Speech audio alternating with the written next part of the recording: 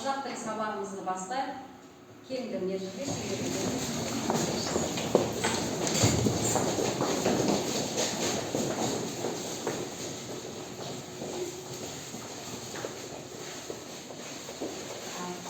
балалар, бүгінгі сабағымызды Қадыр Мырза әлінің өлеңімен бастайық.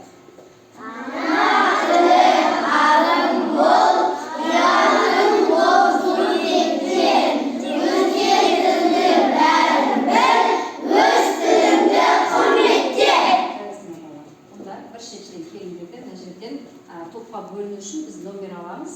Кімге қандай номер түседі, сол топқа барып отырамыз.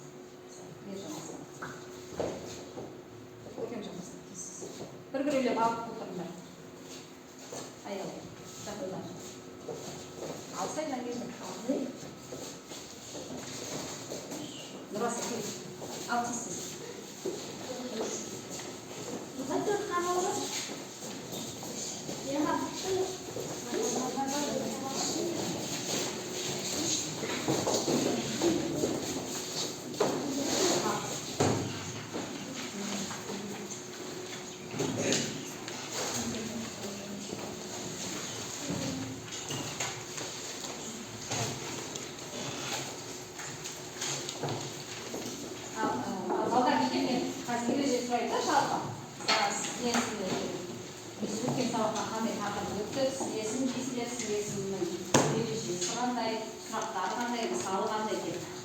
Қол көтеріп, шумамай, мен қол көтеріп, өзім айтып деген ұғышы айтамын. Сондықтан неше болып кетті? Біз өткен сабақта қандай тақырып өтіп едік? Сын есім. Ал онда сын есімнің ережесін қайталайықшы. Сын есім дегеніміз не? Ол заттың сынын білдіретін сөз. Оған қойылатын сұрақтар қандай? Мысалға, қандай сөмке, қызыл сөмке, қандай алма, қызыл алма. Жақсы, өте жақсы. Тек қана түрін түсіндірмей, балалар, сапасын, пішінін, көлемін, сөздерді сын есім дейміз. Ал олай болса, балалар, бүгінгі сабағымызды бастайық. Оқулықтағы 65-ші беттегі 56-шы жаттығу мәтінді тыңда. Бізге бір оқушы жақсылап оқып береді. Жаңелді оқиды, қалғанын тыңдаймыз. Жасы 80-ге тақаған кезінде Райымбек батыр еліне мені ана тұрған ақ атанға мінгізіп көштің басын хан тәңірге бұрыңдар. Ақ аттан шөккен жерге елді қоныстандырыңдар депті.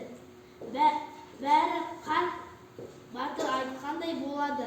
Ел көшін тауға қарай бұрады. Көш қазіргі Алматы қаласы. Райымбек даңғылы бойындағы орталық зират орналасқан жерге жетіп тоқтайды.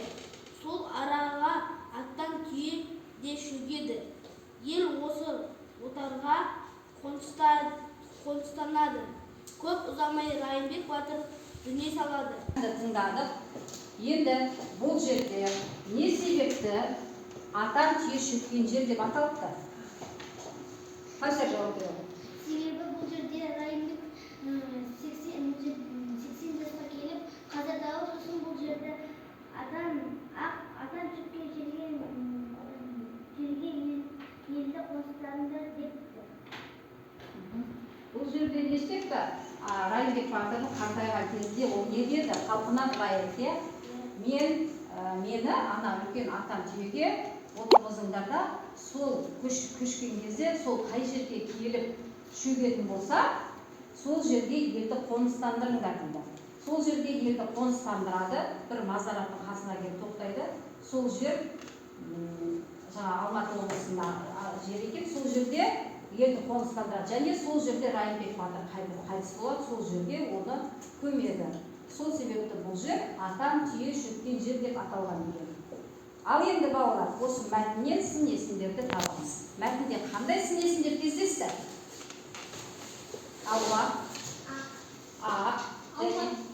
Алматы, Ал балалар, енді 57-ші жаттығуды орындайық. Bir оқушы маған берілген оқысын. Оралхан сен оқы. Ayolunu batır aldırmaz. 57-ші тапсырмаға өтейік. Оралхан, 57-ші жаттығудың берілген оқышы. Егенің жайы еккен білер. Ексен егі шер. 57-ші тапсырмаға өтейік. Көркем, сен берілген оқышы. Қандай тапсырма берілген? Мақалдардың ішінен мәтін мазмұнына сәйкес келетін тауып жаз. Мына мақалдың ішінен бірнеше мақал берілген. Сол мақалдардың ішінен бүгінгі оқыған мәтінге мазмұны сәйкес келетінін таңда дейді. Қан бір оқып шығыңдаршы, қандай мақалдар мәтіндер берілген. Ұлдана оқып шық. Ал ұлдана ішінен қай мәтін мақал соға келетінін соны таба қойшы. Бұл жерде біз айлалы батыр алдырмас. Жақсы, өте жақсы. Бұл жерде батыр туралы айтылған екен. Өте дұрыс. Айлалы батыр алдырмас. Олай болса, балдар дәптерді ашып, бүгінгі күнді жазамыз. Осы жаттығуды дәптерге орындаймыз.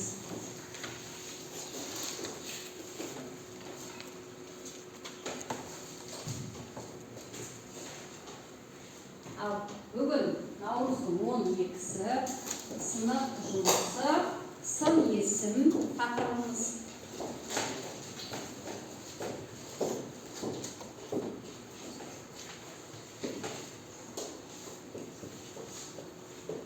Сын есім 57-ші жаттығу.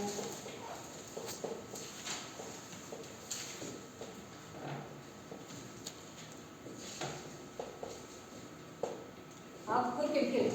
Тақтаға сол мақалды жазамыз. Балалар дәптерді ашып.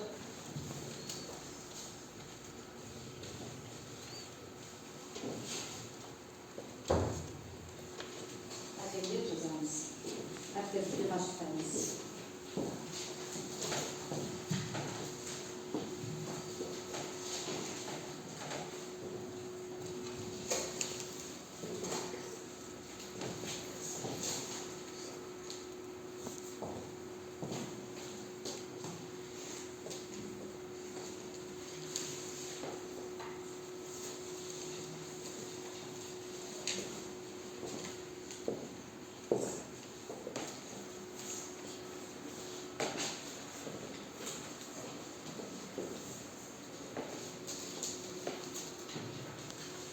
Жаттығуға өтеміз. Келесі жаттығуда бізде кестені толтыр деген тапсырма берген. 57-ші жаттығуда. Бұл жерде бізде адамға тән қасиеттер берген. Адамға тән қасиеттерді біз жағымды және жағымсыз деп екі топқа бөлдік. Қазір біз топқа бөлінгенбіз. Бірінші топ пен екінші топ жағымды қасиеттер жазып шығады, ал үшінші, төртінші топта жағымсыз қасиеттерді жазып шығады. Адам бойындағы жағымды, жағымсыз қасиеттер қандай қасиеттер? Бір-бірін атап шығайықшы. Жағымсыз қасиет. Жалқаулық. Жағымды қасиет. Мейірімділік. Жақсы. Дәл солай жазып кестені толтырамыз. Топтан кім шығады? Елдос шығады. Топтан Елдос жазады. Топтан бір сөзбен жазамын. Келесі топтан бір оқушы дайындалып отырсын. Сен жазып бер.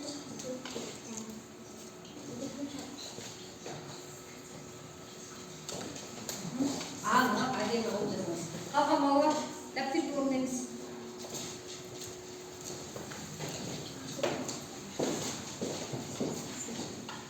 Апайда адамда жоқ болып қояды ба?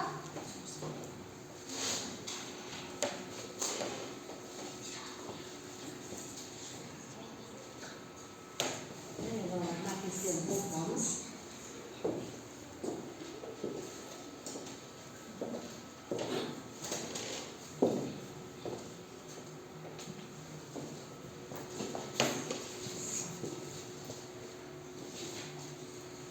Алып келесі топтан.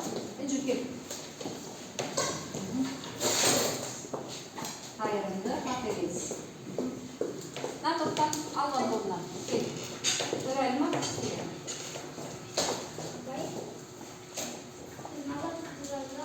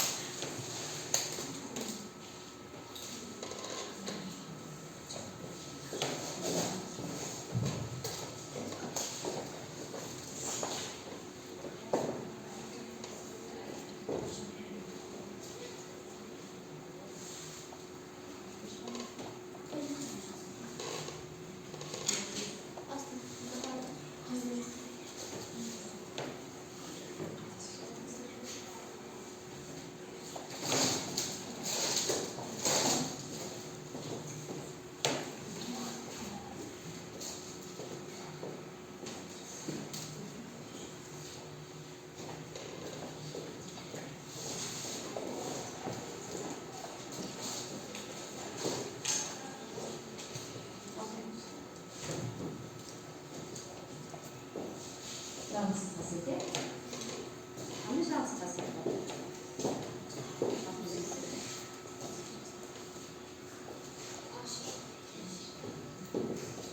Жалқаулық, еріншілік, адалдық деген екі рет жазып қойдық қой.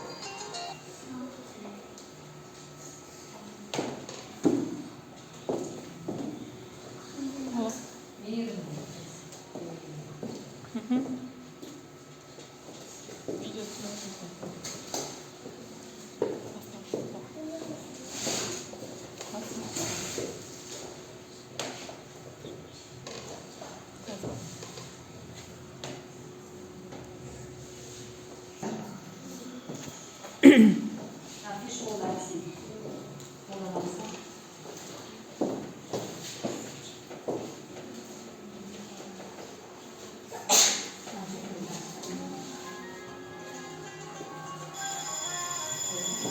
Мына тапсырмаға қараңдаршы, кішкене серпілу болсын. Мына жерде fiş қолданысын қолданамыз. Бүгін біз алманы алдық. Алма басында алманың сендер дәмін, көлемін, түсін, сапасын жазып шығасыңдар келесі қабырғаларына. Содан соң ең соңында бұлардың барлығы қандай сөз табына жатады. Соны жазасыңдар. Ал бастаңдар, орындаңдар.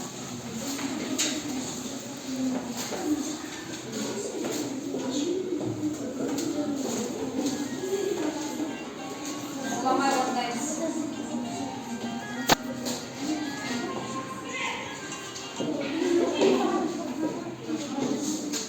Балалар дайын болса, қорғап шығамыз.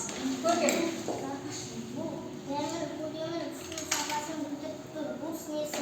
Қандай сөздер жазыңдар? Дәмі қандай, түсі қандай? Дәмі тәтті, көлемі домалақ, түсі қызыл, сапасы жоғары. Келесі топ. Қай топ болды?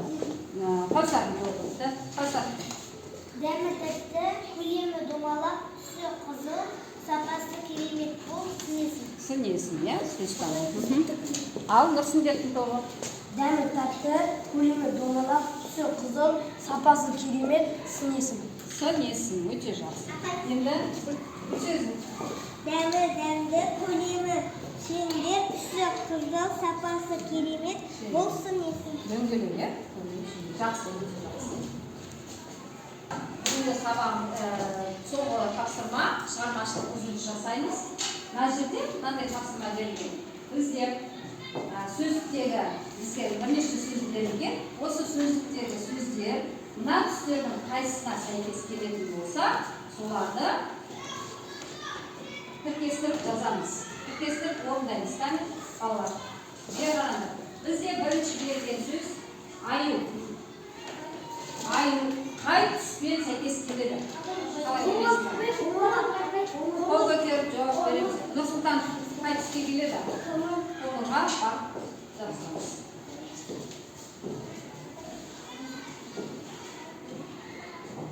Келесі сөз қар.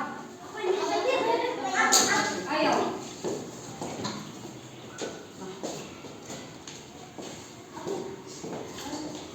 Келесі сөз.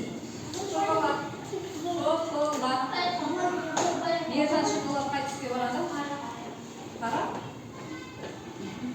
Қара түске бара ма? қай түске барады? Шырша. Жасоқтан Көркемжан. Шырша қай түске барады? Жасыл түске барады.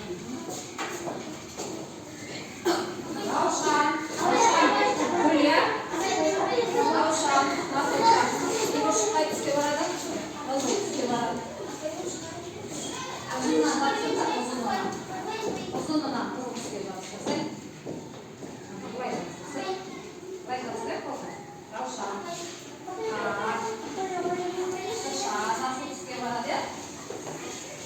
Шоколад. Мен көне қоңыр түске барады. Ал, енді балапан, не? Балапан қай түске барады? Сары түске барады дейді. Ұзынынан жатсаңыз. Түлкі.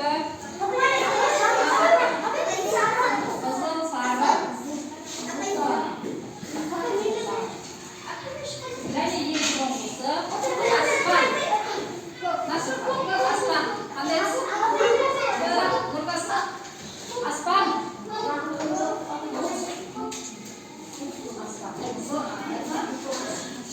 Жақсы бауыр.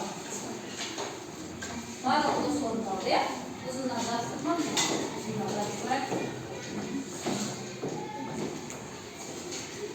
Ал балалар, енді үйде осы тапсырманы дәптерге жазып орындап келеміз, жарай ма?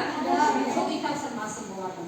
Ал енді балалар бүгінгі сабақта өз қандай тақырып өттік? Сын есім. Қол көтеріп жауап беріңіз. Сын есім дегеніміз не екен балалар? Сапасының сапасын санын білетін. Санын емес, түрін, Түсін білетін сөзді сан есім дейміз. сын есім. Сын есімнің сұрақтары қандай? Сын есімге мысал келтіреміз. Әртүрлі бір мысал келтірейікші. Сын есімге мысал. Қызыл, қара. Сын есімге түсінен басқа. Дәмі, түрі, түсі, тәтті, ұзын, ащы, өте жақсы. Ал балалар, бүгін сын есім тақырыбын өттік. Енді бүгін сабақ сіздерге ұнады ма? Онда жаңа бас бармақ әрсалқы білдірейікші. Ұнаса жоғары көтереміз, орта болса жағына, ұнамаса төмен. Бүгін сабақ ұнады ма? Өте жақсы ма? Ал олай болса сабақ аяқталды.